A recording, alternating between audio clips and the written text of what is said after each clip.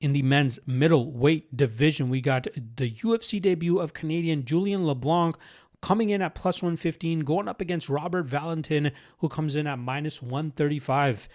Now, this signing, 34-year-old Canadian, I know he's on a bit of a winning streak right now. I believe it's a 5-fight winning streak.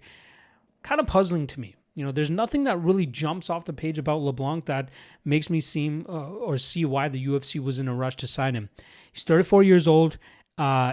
Not really the best wins, right? The one name that really stands out in this 5-fight winning streak that he's on is Darian Weeks, who's a former UFC fighter, was a decent prospect, but kind of fizzled out in the UFC.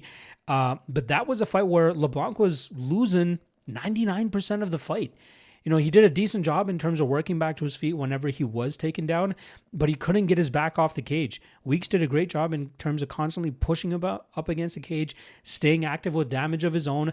But it wasn't until the last 15 seconds of round 3 where Leblanc landed a nasty knee that opened up a nasty cut on Weeks. And as we went into the corners there between rounds, it was a 5-round championship fight. Immediately, as soon as the doctor saw the cut on Weeks' face, he's like, this fight's done. There's no way this can continue. I've seen some doctors allow a cut like that to continue. It was bad. I will say the cut on his cheek was quite bad. I feel like you got to let the fight continue, though, as Weeks was winning it. It was a very important fight. It was a title fight as well.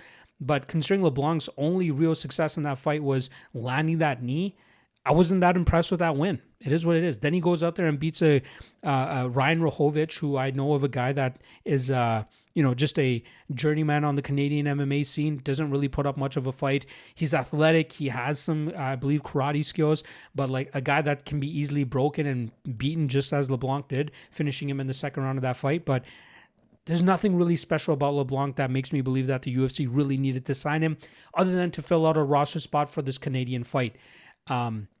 He's a Muay Thai specialist at heart. He has good knees, obviously, as Darian Weeks found out. Good elbows, but his takedown defense has been porous. He's working on his get-ups, which is impressive.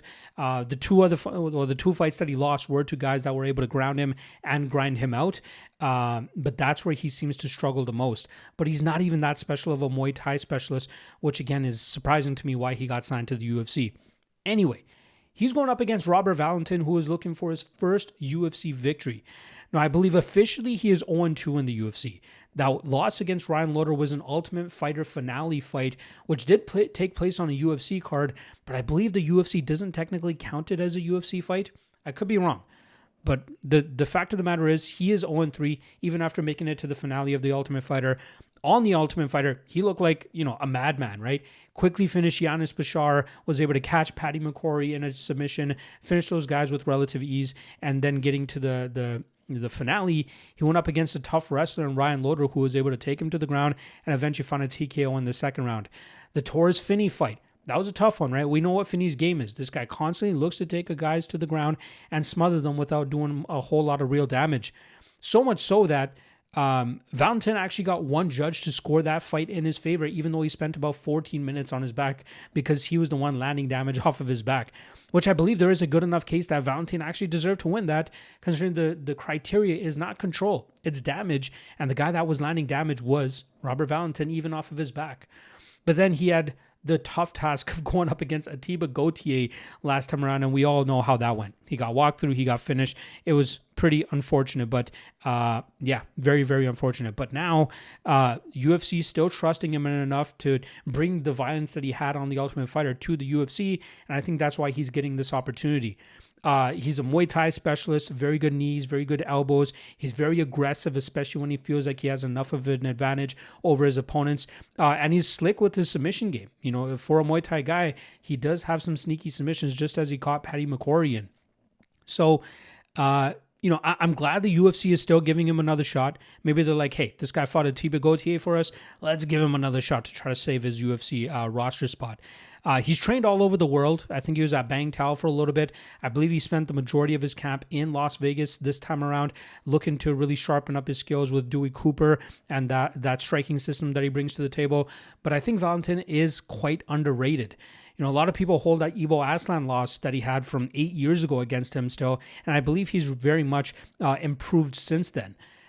This weekend, going up against another Muay Thai fighter in Julian Leblanc, I feel like Valentin is just a better version of Leblanc with a better grappling game too. So I think wherever Valentin wants to take this, he can have success. Sure, Leblanc could potentially land a big shot and put away Valentin, but I think Valentin has just a better overall game. I think he's more vicious in the Muay Thai game. I think he's definitely the better grappler. And I wouldn't be surprised if Valentin does look to take this to the grappling game where he could potentially find a submission of his own. So I really like Valentin in this spot. He was minus 125 when I researched this fight. He's minus 135, so there is love coming in on the Swedish fighter? No, a Swiss fighter. He's from Switzerland. And I understand why.